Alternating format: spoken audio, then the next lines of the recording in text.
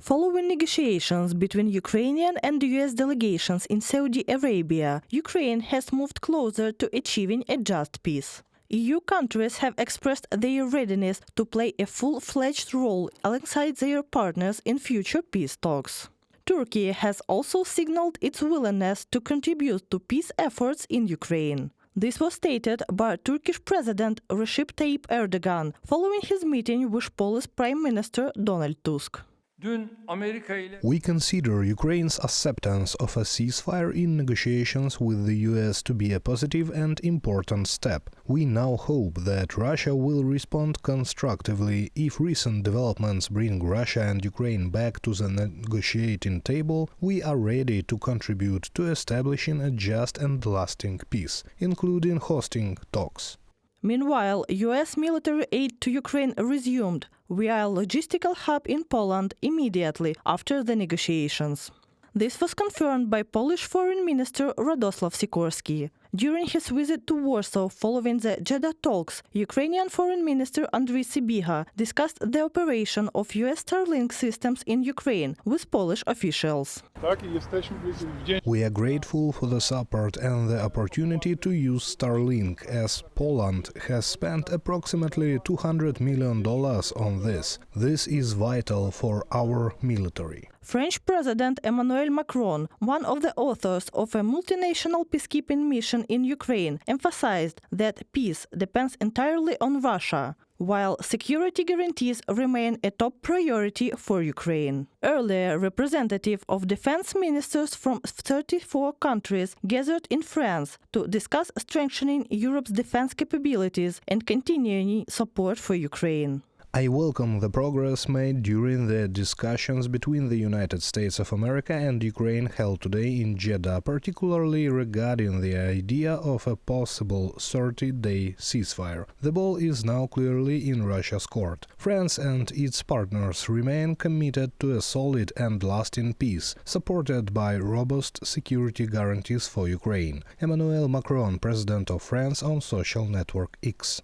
The UK and France are currently working on a plan to deploy peacekeeping forces in Ukraine if an agreement to suspend hostilities is reached. Уже сейчас мы можем говорить о том, что это будут французы. We can already confirm that French, British and Danish forces will be involved, and discussions are underway regarding participation from other Scandinavian countries. Romania and Poland have also expressed willingness to provide bases and logistics for these missions. It is significant that concrete discussions are taking place about who will be on the ground and who will oversee aerospace security. European Commission President Ursula von der Leyen and European Council President Antonio Costa hailed the Ukraine-US negotiations as a positive step toward a lasting peace. EU High Representative for Foreign Affairs and Security Policy Kaja Kallas stressed the importance of the humanitarian aspects of the talks. I welcome the US-Ukraine talks in Jeddah, notably regarding a ceasefire and resumption of US intelligence and security assistance to Ukraine, but also in humanitarian field. The ball, as always, is in Russia's court. The EU will do its full part to achieve a just and durable peace. Kaja Kallas, European Union High Representative for Foreign Affairs and Security Policy, on social network X. On March 15, the UK Prime Minister will convene European leaders supporting Kyiv to discuss peacekeeping efforts aimed at deterring the Kremlin's aggression against Ukraine. According to Reuters, citing UK government spokesperson Dave Paris, this meeting will be a continuation of the London summit, where the UK leader announced the formation of a coalition of the willing. Reported by Katerina Bastun, Victoria Smirnova, UATV News. Kyiv's partners will discuss the presence of peacekeeping forces in Ukraine. This was announced by UK Prime Minister Keir Starmer and his Australian counterpart Anthony Albanese, following a phone conversation. After the talk, the UK Prime Minister's press office stated that Australia is ready to join the coalition of the willing. He welcomed Prime Minister Albanese's commitment to consider contributing to a coalition of the willing for Ukraine and looked forward to the Chiefs for Defense meeting in Paris on Tuesday. The Prime Minister also reiterated the UK's commitment to the AUKUS program. The leaders agreed to stay in touch. From the UK government's press office. The Coalition of the Willing initiative was first announced by the UK Prime Minister on March 3rd, following an emergency meeting of European leaders on supporting Ukraine. Its goal is to coordinate countries to ensure regular arms supplies to Kyiv and deploy peacekeeping forces to Ukraine after the cessation of hostilities. The coalition is led by London, Paris and Kyiv. According to Keir Starmer, this initiative is one of 4 key steps toward achieving a just peace in Ukraine, following a peace agreement. We will go further to develop a coalition of the willing to defend a deal in Ukraine and to guarantee the peace. Not every nation will feel able to contribute, but that can't mean that we sit back. Instead, those willing will intensify planning now. With real urgency, the UK is prepared to back this. With boots on the ground and planes in the air, together with others, Europe must do the heavy lifting. Keir Starmer, Prime Minister of the United Kingdom.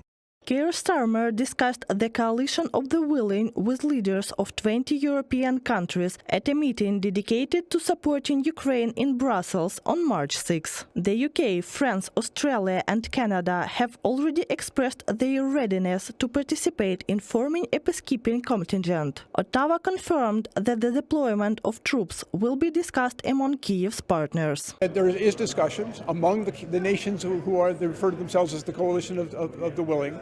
Canada is ready and able to make a contribution to that force, but we also believe that there's important discussions that need to take place with respect to security guarantees for Ukraine and for the forces that would serve in Ukraine. Bucharest and Warsaw have declared their readiness to provide logistical support for the deployment of peacekeeping forces. According to Romania's acting president Ilie Boloyan, the country is prepared to offer its military bases, ports and airports for allied troop movements. Meanwhile, Polish Defense Minister Władysław Kosiniak-Kamysz stated that Poland is prepared to facilitate arms deliveries from partner nations through its territory. However, Warsaw continues to insist that it will not deploy its own soldiers in Ukraine. Polish President Andrzej Duda suggested that the deployment of UN peacekeepers should be considered. Some proposals include the presence of NATO or European peacekeeping forces. I do not see this as the only option. We could consider a situation along the demarcation line between Russia and a sovereign, independent Ukraine. We may need certain peacekeeping and monitoring forces, but I do not rule out the possibility that both sides could agree to UN forces. In my view, Russia would have to consent to such a move. As a permanent member of the UN Security Council, I do not think it would oppose this solution. Italy's Foreign Minister Antonio Tajani also expressed support for the idea of deploying UN peacekeeping forces. He argued that if hostilities cease within a year and a just peace agreement is reached, the deployment of European troops may no longer be necessary. Previously, Italian Prime Minister Giorgia Meloni suggested that NATO's Article 5 should be extended to Ukraine without granting it formal membership in the alliance. According to her, this would be the only way to guarantee lasting peace. Reported by Katerina Bastun, Andriy Dmitrenko, UATV News.